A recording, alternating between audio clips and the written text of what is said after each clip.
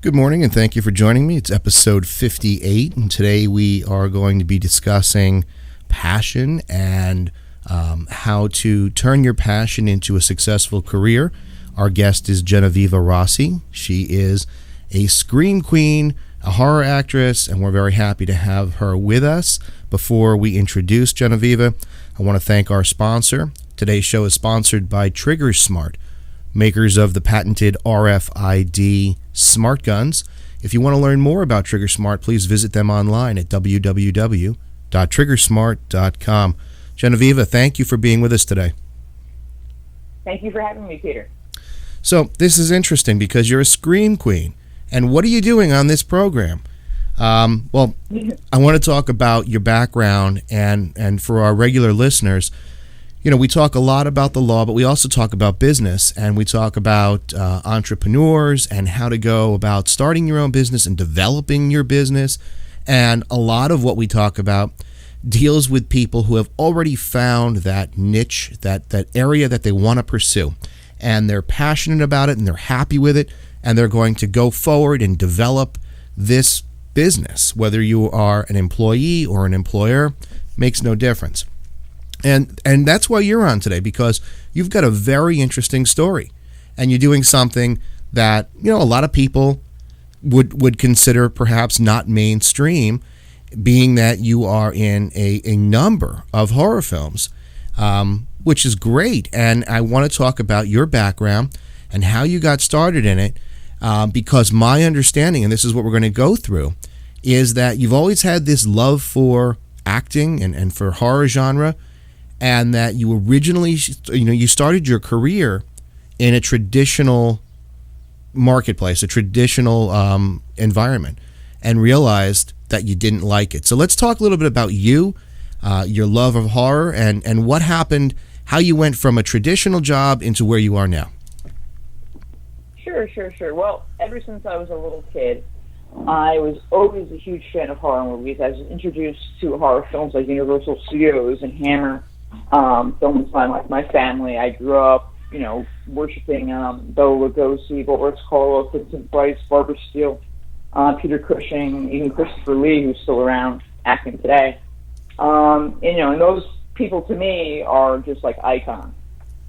And I was always reading Fangora magazine, Gore Zone. I was always reading Stephen King novels, Anne Rice, all the stuff going back probably to like fourth grade, if not before.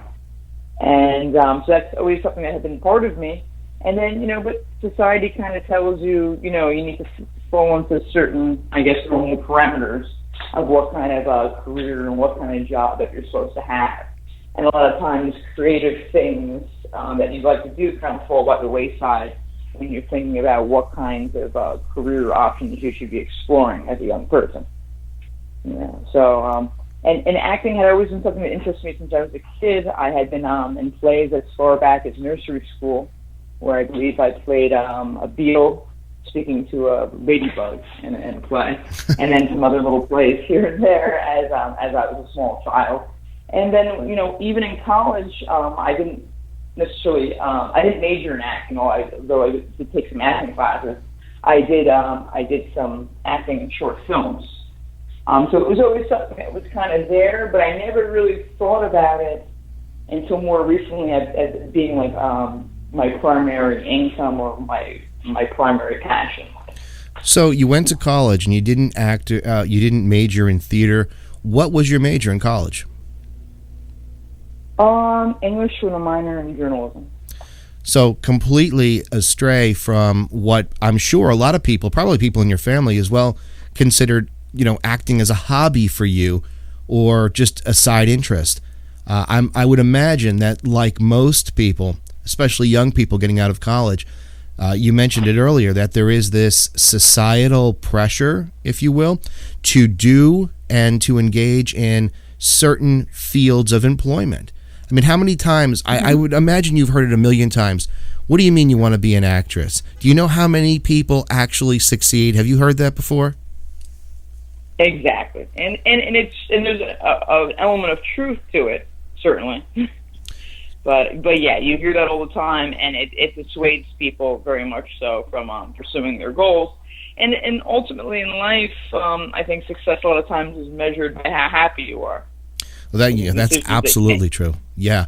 Now, when you got out of college and you started working, what career were you in? What was your profession at the time? I worked for a number of years in New York City doing administrative work. I also have a background in bookkeeping and accounting. I had gotten a certificate in that as well.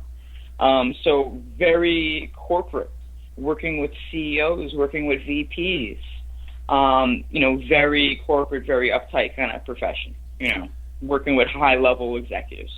And how long did you work before you realized, hey, this is not what I really want to do? Actually, probably not that long, to be honest. But a few years, like maybe 5 or something like that. And then I kind of had an epiphany at a certain point. I kind of went through a big transition. I guess it's like that Janis Joplin song, freedom is just another word for nothing left to lose. Right. And I guess I went through a period of my life where I kind of lost everything that meant anything to me. Mm-hmm. I had been in a relationship for years where I was engaged to be married, and it ended. I was laid off from my job. And then I'm just like, I lost everything I guess I felt like I wanted in my life. And that's when I decided to completely shift gears. Now, let me ask you a general question. Going back to where you were, working in the corporate field, from where you are now, are you happier now? I'm happier now, although now you definitely have to hustle a lot more. When you have a 9-to-5 job, I'm going to remind all listeners, how much money you're going to make every week, more or less. And you have the security of that. When you do any kind of freelance kind of work as an artist, an actor, or anything like that, every week is completely different from the other week. So if you're not someone that does well with stress or having things fluctuate like that, it's not the kind of thing you want to pursue, because you really don't know how much you're going to make from week to week. I've gotten calls on Tuesday can you be in Buffalo this weekend? We need to shoot. You don't know what you're doing from one day to the next, from one week to the next. And I kind of thrive on that, and I kind of like that unpredictability, but some people probably wouldn't. Well, that's true. Yeah, that's true of every entrepreneur, and that's something that we discuss with people quite often, because they've got this entrepreneurial bug or this desire to go out on their own, and then they are sort of thrown off when they don't get a regular paycheck every week. And it really is something that is unique to people who have this desire to go out and do their own thing, whether it's in the art field, whether it is starting their own company, whatever it might be. You've got to have this understanding that you're not punching a clock anymore. And you said it. You've got to hustle. If you just sat back and did not actively pursue roles in films, nobody would be calling. It's not how it works in this world anymore. I think that, unfortunately, a lot of young people, kids who are coming out of college, there's this sense of entitlement where they feel like, why should I work? I graduated college. I should get this. I should, have people calling me. And, tell us a little bit about how hard you work. While you love it, and that's what we're focusing on today, the fact that you worked in a field that you just did not feel that level of passion for. And I'm sure you worked hard, but I would imagine you work harder now, but the reward is so much greater. So tell us a little bit about the effort that you put in on a weekly basis.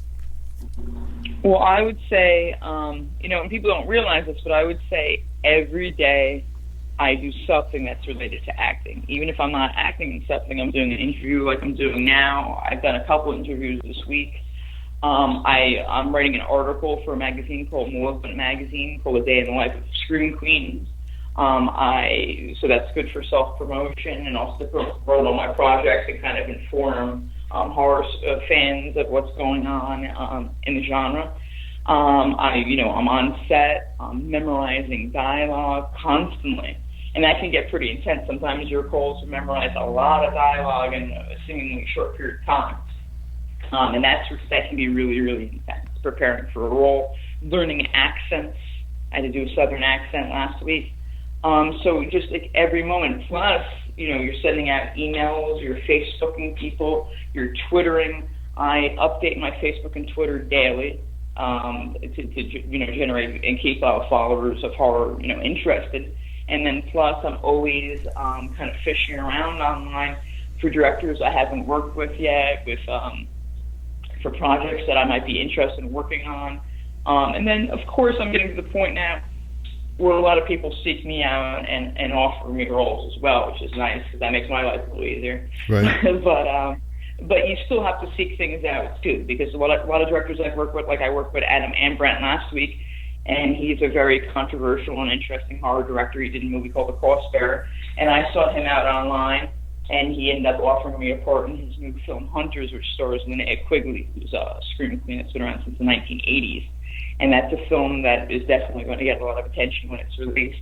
And and I got that part because I found him on Facebook and I messaged him, and I pretty much convinced him to put me in the movie, which didn't take too much convincing because he already knew me by reputation. And then we worked together, and so it's all about putting out a lot of positive energy and having people respond to that. But it's a lot of effort, and sometimes people get a little envious or jealous of how busy I am and how much acting I do and things like that. But I don't think people realize the amount of time and effort that I put into it daily, weekly, monthly, all the hours and hours of time. You really, really have to hustle in this business. You might not be the most talented person, but you have to want it more than anyone else does. That's such good advice, and it's something that we hear from successful people all the time. Last week we talked to Cord McCoy from The Amazing Race, and that was one of the areas that we focused on, the fact that, you've got to work hard, and there's no success without working hard. And I think that there's this misconception in today's world that if you show up, you're going to be rewarded. If you show up, you'll succeed. And you look at the way that we live in this instant gratification world. You want a movie, you download it. You want a song, you download it. You want to hear something, you stream it.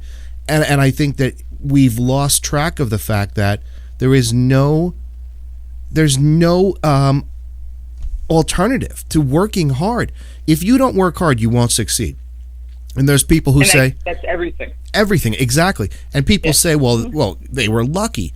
And I constantly go back to, so many people who have looked at luck and said, yeah, well, luck is, being able to exercise your skill at a moment of fortune. And so, when you look at luck, I know there are a lot of people that really depend on this intangible luck. There's no such thing. I mean, yes, you could have opportunities arise, but if you're not physically and mentally prepared to take advantage of that opportunity, well, you're not going to succeed. But you said it. I mean, it is hard work across the board in every profession. If you don't put the time in, you're not going to be rewarded. Now, you made an interesting point, and you said that you've been in so many films and you've developed such a strong reputation in the horror genre, the horror industry, that people are now seeking you out. And I think that that's where a lot of people get lost, because they just see, hey, look at her, she's getting all these calls, and she's not even doing anything for it. But look at how long you've worked to develop that reputation. And that's something I think that people miss out on. They don't see your effort, and you said it. People don't see how hard you work, but I think it's important for people to understand that you must work hard. It's not just going to fall in your lap. How many films have you been in? I've been in probably between features, shorts, and web series is probably about 50. So that's a ton of work, and that's memorizing lines, and that's hunting down people. Like you just said, yes, you're well known in the industry now, and people are calling you. But the film that you just worked on, or the director that you just talked about, that you contacted through Facebook, that was you actively pursuing that lead. And that's something that people have to understand. Look at, you wouldn't have had this if you didn't put the effort. Exactly, and I didn't even know he was casting at the time. I just reached out to him because I knew his name and I knew him by reputation. And I figured, you got to reach out and just connect with everybody you can in the industry because you never know where every connection could lead. And the payoff isn't always immediate. You might befriend someone, and months later or a year later, maybe you'll be working with them. You just never know. Yeah. Now, let me ask you. I'm sure that you've faced a number of rejections throughout your career, and that's something that some people just cannot deal with. They cannot deal with rejection. But if you're going to succeed, you're going to face rejection. So, I mean, what's your take? Have you been rejected for films and opportunities? Everybody is rejected at some point. So then, if somebody rejects you, it wasn't meant to be. Sometimes I honestly would say I'm rejected based on the lack of the person that's emailing with me's education. They may not have Googled my name and realized that they would get at least 18 pages of hits. A lot of times people don't actually take the time to do that. Like, I don't think they always realize how well known I actually am in the genre. I feel like maybe they don't know the name and then they don't actually take the time to do the research. So I think that often leads to rejection. Just like a lack of education on the part of people that are making casting decisions. But when you get rejected and somebody says, no, you're not right, I would imagine, based upon your track record and your level of success, that you don't sit at home and hang your head and say, oh, I can't do it. I mean, I would imagine that you say, well, you tell us, what do you say when you get rejected? Well, how do you talk to yourself? Well, if I get rejected for a role, then I would say, honestly, because this is how you have to think, if you're going to be successful, so I'd say, well, that person's wrong. And, oh, well, and then I'm just going to keep on going. Because obviously I get a lot of positive feedback. I'm in Horror Hound magazine this month. I got a great review for a film, A Dark Place Inside, that I was acting in. I have a lot of positive feedback. I get, put in a lot of parts. So if one person doesn't think you're right for something or doesn't like your credentials or whatever, comparatively to all the positive things I've heard, these little negative things are kind of insignificant, and you have to look at it that way. If somebody says something negative to you, you just have to figure they don't get you, they don't get your work, and then you have to keep on moving forward. Well, that's good advice, and I think that's something that people have to really understand, that rejection by somebody doesn't mean that you're no good or that you can't or shouldn't pursue your dream. It just means that there's not a connection between you and that other person. I would imagine that in your field, self-confidence is something that you must have, because if you don't, you could sit in a corner and cry all the time.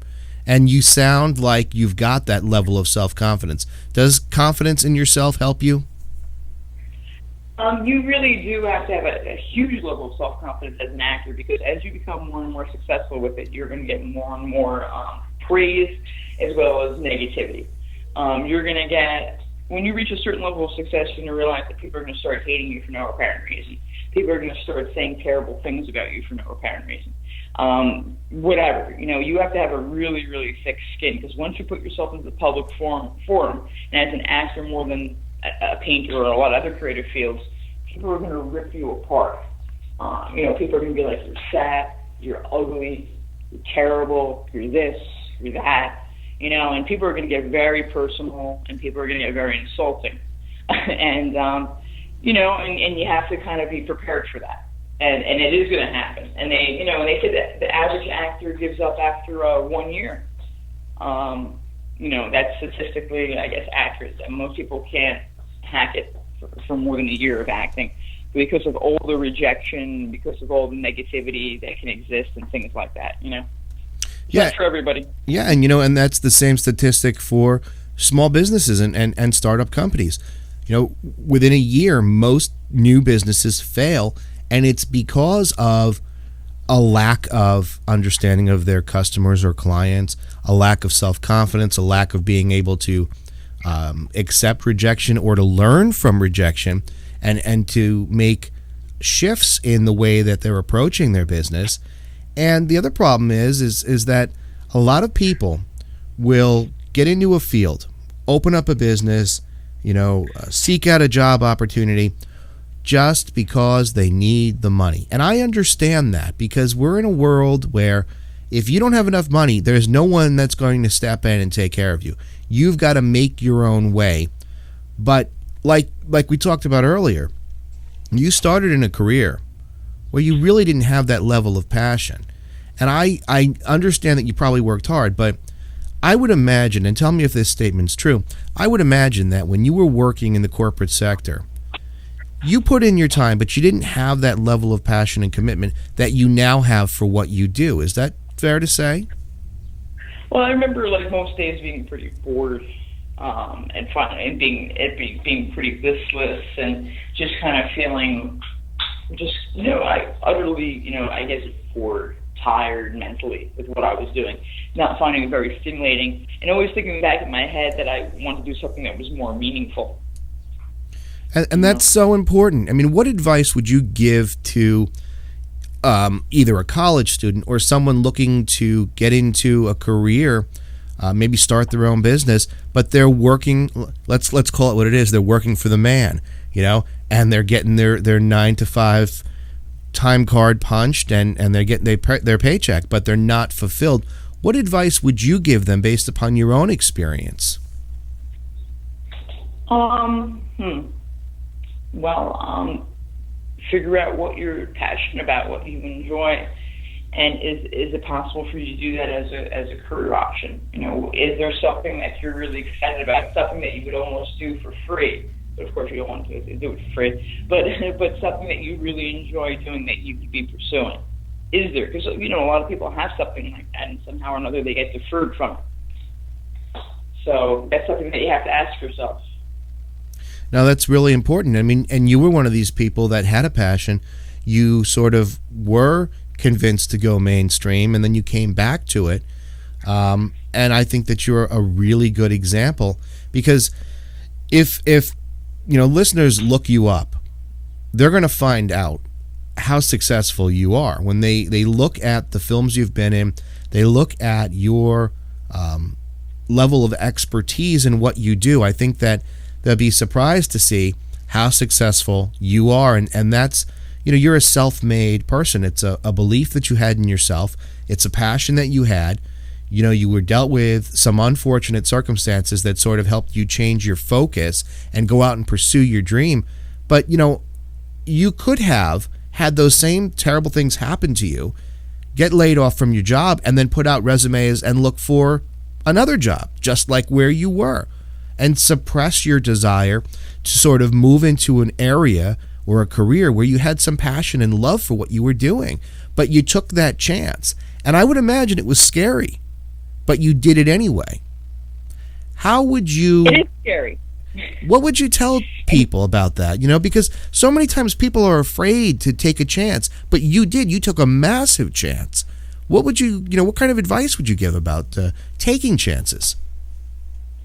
Well, you do definitely want to take chances in life because, like Michael Bloomberg and a lot of business people will say, the people that take the most chances and often have the most failures in their life are also the people that have the most successes.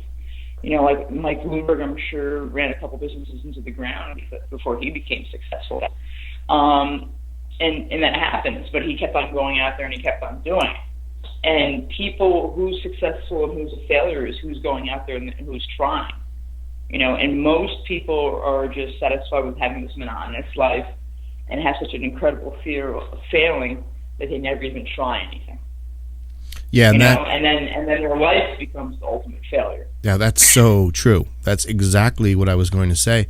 Because if you don't try and you suppress this desire to do something, I mean, look, I'm not saying quit your job today, go out, start your own business with no preparation and no thought.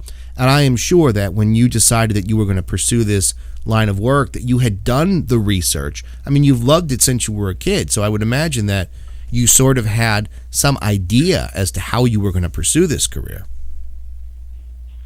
Well, and then part of it is taking advantage of opportunities when they present themselves. A few years ago, somebody asked me to act in a horror film, and I did it, and I networked on that first set, and that led to my second and third horror film, and those led to more horror films, and I was very lucky that the first 3 things I did all have ended up with distribution, and now I'm in 50 things, and I think about 25 of them all have distribution that you could buy online through whatever website or store, and that's a very high percentage. So you got to trust your instincts in life. So when I see a project and it looks like a good project, I'm on board. And if I see a project and I think they're very disorganized and it doesn't really have that much potential, then I may not be so committed to it, and then you have to kind of trust your instincts and kind of just make decisions very quickly. I always tell people, think less, do more. I kind of just I make usually very quick decisions about what I'm going to do professional. If I meet somebody and they tell me about a film within a very short period of time, maybe 5 minutes, I will decide whether or not I'm going to be doing it and how committed I am to it. And that'll be on my initial impression.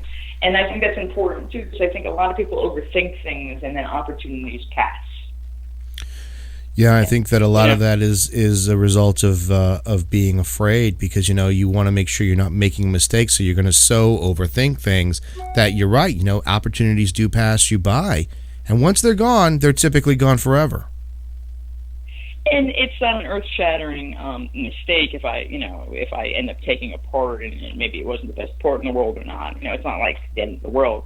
So you're better off just making this quick decision and sticking with it than letting an opportunity that might be fantastic pass. People, overthink decisions. Sometimes you just should make a decision as quickly as possible and then just do it. And then just see what the outcome is going to be. Because no one can, no matter how much thinking you do, you can't really anticipate the outcome of anything. There's a lot of chance. I didn't know the first 3 things I was going to do were going to necessarily get distribution, and we're going to be out there, and we're going to do as well as they have. If I had thought about it for hours or days, I still wouldn't have known that. So you have to make a decision sometimes very quickly, and you're not going to necessarily know what the outcome is going to be months or years down the road, no matter how long you think about it. Decisions. There's so much power in decision making, because the opposite of decision making is procrastination, and procrastination is just it leads you down the path to failure, and it prevents you from doing what you want to do in life. And the decision-making power that you're talking about, some people might listen and say, oh, no, I don't agree with her. You should research it. But I tend to agree with you, because there's power in making decisions. There's power in saying, you know what, I've done the best analysis that I can possibly do. Whether it's taken me 2 minutes, 5 minutes, 10 minutes, 2 days, I've reasoned it, I've thought about it, and I'm going to now make a decision, because you said it, you cannot anticipate every single thing that's going to happen throughout the course of a potential decision that you made. But you're exhibiting all this power because you are making decisions. And so many people have to learn that you've got to just make the decision, take a chance. So I think that's very... If you don't, someone else will. That's the thing. Like, somebody offers you a part, like I'm in this movie, Apocalypse Kids. The director came up to me, he said, do you want to play this woman that's 9 months pregnant in a sci-fi thriller with Michael Berryman and Tom Atkins, C.C. Douglas, and a whole bunch of other people? And I was like, sure. And I'm like, and he's like, you want to think about it? I'm like, no, I'm 100% committed from this moment on. And he's like, okay. And then we shot it 6 months later, and it's a pretty big film in the indie market. Now, if I hadn't made that decision very quickly, he would have seen reluctance on my part, a lack of passion, and he might have asked somebody else. Yeah. And I think that the decision-making process is something that can become a habit, because I would imagine that when you first started, you might have taken a little more time, and now you're to the point where you can quickly process, analyze, and you've got this skill of decision making. You can make decisions now in a short period of time because you've practiced it. You've developed that ability. And decision making is an ability that we all in business need to work on. And now I think you're probably pretty comfortable making decisions. Oh, absolutely. And after a while, you learn from mistakes. And that's why sometimes making mistakes are a good thing. What you need to look for, what you need to not look for, and to kind of hone yourself into what kind of films are you looking to do, what kind of people are you looking to work with, what are like the signs and benchmarks of a really high quality film that you want to be in, things like that. What kinds of traits are you looking for in a director, and what kind of scripts appeal to you, what kind of characters do you want to play the most, and you kind of hone in on those things through experience. Well, I think this has been very, very helpful to people that are, getting out of college, looking at a career, people who are employed right now and not happy with what they're doing, and people who are entrepreneurial in thought and spirit, and they want to pursue something. So I think that, while some people might say, oh, but she's an actress, what you've said is so valuable. And I think that everyone that listens to this episode can learn so much about how to develop some business skills, right? The decision-making process, going with your gut, taking a passion and turning it into a career. So I think that this has been really, really enlightening. And I think that people should sort of, look at what you've said and learn from it. I think it's a great thing. So I think your advice is very good. Where can people learn more about you online? Can you give us your Facebook page, Twitter, so that people can contact you?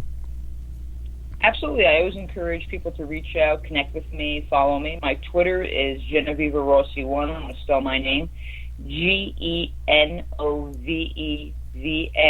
Rossi, Rossi 1 at Twitter. And then Facebook, I'm Genoveva Rossi 810. And also, if you can remember how to spell my name, you could just do a Google search on me, and you'll get a lot of hits, including my Twitter and Facebook will automatically pop up, as well as like articles, films I'm in on my IMDb page, all that fun stuff. So yeah, I mean, I'm easy to find. No, you are easy to find. You're all over. There's a good deal of information about you, and if people have questions or comments, do you have any problem with them contacting you and talking to them? Oh, yeah, no problem. People can contact me through my Facebook page. People could message me directly through Twitter. All those kinds of things. I always have horror fans contacting me. I'm very, approachable and such. And I'm also available to sign any DVDs or pictures that people would want, and I send those out to people. I also post when I make appearances at film festivals, horror conventions, and expos, and I have some of those kind of coming up in the near future. So I make those kinds of appearances, too, to meet fans and stuff. So I'm, very approachable and very, out there for people to reach if they'd like to. Oh, that's wonderful. Genoveva, thank you so much for being on today. I encourage people to do some Google searches, find her, because, you're going to learn a lot about her, and, pick up one of her films. Genoveva, thank you again. Thank you so much for having me on. Have a great day. All right, bye-bye. Bye-bye.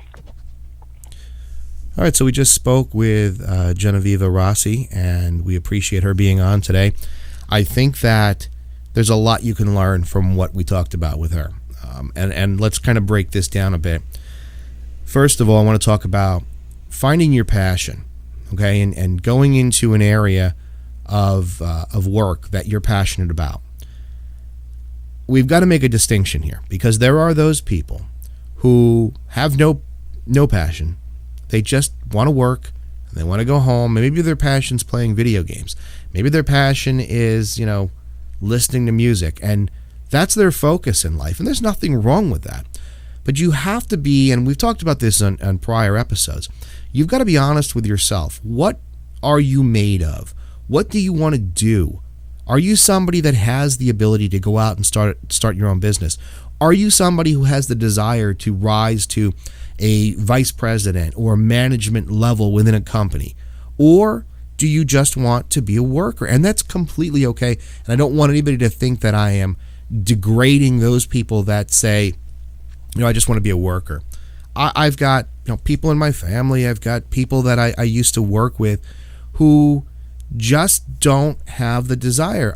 When I worked in New York, I worked on Wall Street, a very large international law firm. And there was an individual who I guess at the time was in his mid-50s, maybe 54, 55. He had been with the company for years, ever since he had gotten out of law school, and he wasn't a partner.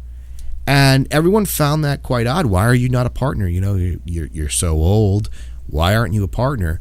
And he would just explain that it's not what I want to do. It's not what I'm interested in doing. I'm interested in coming to work, doing a good job, getting a paycheck, going home. I don't want the stress or hassle of having to worry about management of this firm, and I don't want to be a partner. And he was honest with himself and happy, because at the end of the day, whatever you do in your life is short. You've got to be happy with what you're doing. Don't go through life miserable, because at the end of your life, you're going to look back with regret. And there's nothing worse than that. So look at who you are. Figure out what you're into, what you're interested in. You get out of college, right? And there's so many opportunities out there, but at the same time, it's so difficult to get a job, and I know that. I hear from a lot of law school graduates that are looking for jobs because the market's flooded with lawyers and they can't find what they want to do, and they end up doing things that they're not happy with. You've got to kind of evaluate yourself. And then, like Genoveva talked about, you've got to be willing to take a chance. Now, she lost her job and made that decision, that hard call to say, all right, you know what, I don't like what I'm doing, and I've got this passion, something I've been into since I was a kid. I'd like to pursue horror films, and she did. But she didn't do it blindly. She did research. She took her time. She looked at what other people were doing. She looked at the industry as a whole and said, all right, here's what I should be doing, and then she went with it. And that's very important for people to learn. You've got to figure out what you want to do, because if you are just trying to get paid, what's going to happen is this. You're not going to like what you're doing. You're not going to put in the effort. You're not going to have a passion for it. And the company or individual that employs you is going to say, wow, what has happened here? Look at this person's performance. It's suffering. Well, why? Well, because after the honeymoon phase of, all right, now I've got this new job and I love coming to work and it's great. After that honeymoon phase is over, it's the daily grind. And if you're not passionate about what you're doing, you're not going to be able to perform at a high level. You're going to be unhappy. The person or company employing you is going to be unhappy. And what's going to happen? You're either going to end up quitting or you're going to get fired. And it's not because you can't do the job. It's because you don't like what you're doing. And especially in mid-sized companies, small companies, the employer, right? They have to know that you're committed to what you're doing. And you have to know that you love what you're doing. If you don't love what you're doing and you're looking for a job, you've got to really consider job offers that are out there for you. Don't take something just because. It's not going to last. It's not going to last for you. It's not going to last for the employer. And on the flip side, employers need to, in their interviews and their discussions with candidates, you need to try as best you can to determine the candidate's level of commitment towards what you're doing. If it sounds like the candidate is just looking for a job, well, maybe you need the help and it's okay, and you understand the nature of the of the offer. It's probably going to be a temporary fix, and that's okay. But if you're looking for more of a long-term commitment, then you need to look at whether or not the candidate has that level of passion that you require in order to pursue your goals. As a company, you've got to have this teamwork element in place. And I'm not talking about large companies. Companies like Walmart or Kmart or McDonald's or any of those large big box stores, Home Depot. I'm not talking about them, because there are tons of people who are out of work who are ambitious and might go get a job at Home Depot to support their family, and I applaud them for that. I think that that's, responsible to take care of your family, to go out, to not just sit back and hope that, you can make some money from the government or whatever. So that's a good thing. But I'm talking about small, mid-sized companies, right? You've got to work together as a team in order to accomplish your goals. What's the saying, right? You're only as strong as your weakest link. And if you're a small to mid-sized company and you've got weak links, well, what do you think is going to happen to your success? It's going to be stymied. And so what are the options? Well, you've got to get rid of the weak links.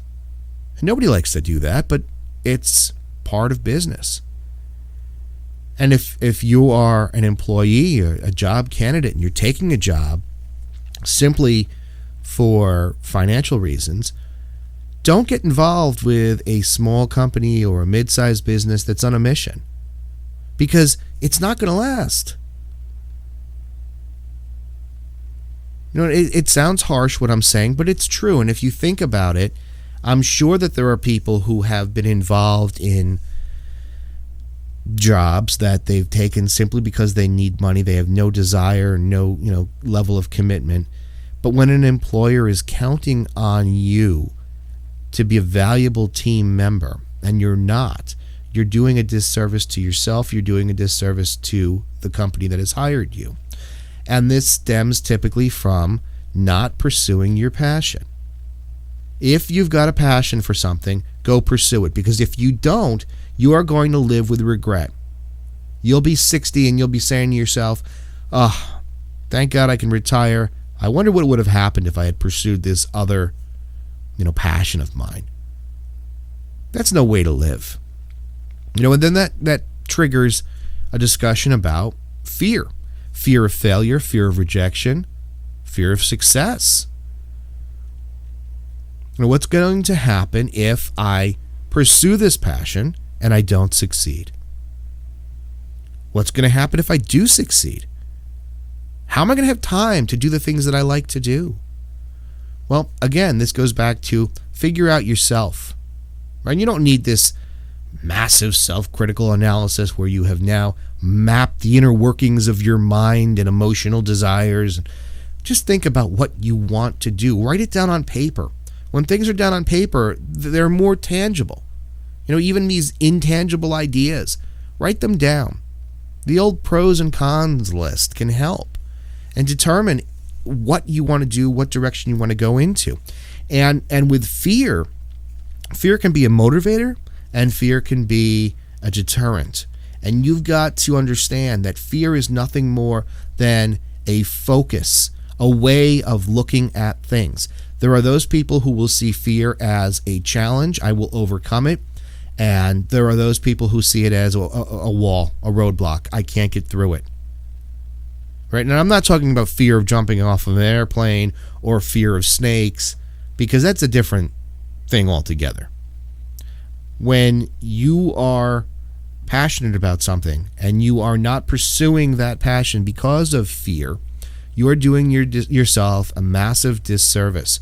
And you've got to look at getting past that fear, taking a chance. And that then triggers the discussion about decision making. And when we were talking to Genoveva, we talked briefly about this idea of power in decision making. And it's true. Life is filled. Every day you must make hundreds of decisions. What shoes are you going to wear today? What do you want for breakfast? What do you want for lunch? What are you going to watch on TV? Are you going to do the laundry today or are you going to wait till tomorrow? So your life is filled with decisions. People tend to make the easy decisions more frequently, and they table the hard decisions. Should I start my own business? There's just too much to think about. Let me just hold off. What should I name my business? Too much work. I'll do it tomorrow. Well, practice making decisions. Force yourself. You can read all the psychological books you want. You can get on board with all the motivational speakers. But it comes down to this. Nobody can force you unless they are sticking you with a bayonet. Nobody can force you to make a decision. What happens to people who have a school project to do or a report that's due at work, and they procrastinate and they wait till the last minute? What happens at that last minute? You know you've got to get the work done. So what do? You put massive focus on what you're doing, and don't you typically accomplish it? Now, it might not be your best work. It might not be the caliber of work that you're capable of, but haven't you made this decision to now do it? And don't you get it done for the most part? So, this idea of making a decision is important in business, in life, in the ultimate success of you and your professional career. You must practice making decisions, hard decisions, because those are the ones that are going to build up your decision-making muscle. Right? It's easy to decide what shoes you're going to, well, for some people, but for most people, right? It's easy to decide what shoes you're going to wear that day. Is it easy to decide whether or not you should pursue your passion of becoming an actor or actress, opening up a restaurant, taking your accounting degree and starting your own business? Those are hard decisions, but you've got to make them. And the point that Genoveva made, which is interesting, is that you've got to get to the point where you can make decisions quickly, because you could analyze something forever and you can weigh the multiple possibilities and then not make a decision. But there's power in learning to make decisions, and you've got to do it, decisively. If you're going to make a decision and you're going to cut off possibilities of anything other than the decision you've made, it's got to be done quickly. Relatively speaking, obviously. I'm not suggesting that you jump into something without doing some level of research, because that's just stupidity. What I'm talking about is having some idea. Genoveva, for example, has been involved in the horror industry in one way or another, as a fan, as a spectator, whatever you want to call it.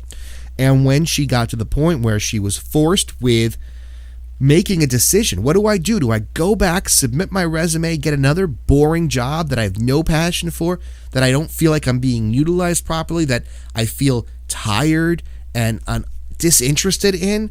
Or do I take a chance and pursue my passion? Do I decide to move forward with something that I really like? That decision was made based upon, we're going to call it research, right? I don't mean real research, but she had been involved in the industry. She had had a love for it. She understood the basics of how it works. Now, not the specifics, and that she learned as she decided that here's what I'm going to do. And she's very successful. Whether you think that what she does has value or not, whether you like horror films or not, there is no denying the fact that she is successful. We've worked with thousands of actors and actresses, many of whom, well, I should say the majority of whom, are looking to change careers. And you want to know what I've seen with people that end up looking to change careers because they're giving up on their passion? It's a lack of hard work. It truly is. I mean, yes, there are some people that have such severe, unfortunate circumstances that they just can't come back from them. But for the majority of people that I've seen succeed, or fail, I should say, especially in theater, it's because of a lack of effort. I live in New York City, and this cattle call is in Philadelphia. That's a long drive. I don't want to do that. I'm sure there'd be nothing for me anyway, right? It's that sort of attitude. Or, I really don't want to go and go to this audition. It's going to be an all-day thing, and what's the likelihood? Right? You can talk yourself out of everything. And so many people that are in the acting industry that we've spoken to have said, I failed. I don't understand it. I thought I was good. Everybody said I was good, but I just can't land a role. But how hard are you pushing your passion? And that then begs the question, is it really your passion? Right? Genoveva talked about the fact that she is actively, on a daily basis, pursuing people, developing leads, developing relationships with people, and getting work. She's busy. But it's her passion. It's what she wants to do. She enjoys it.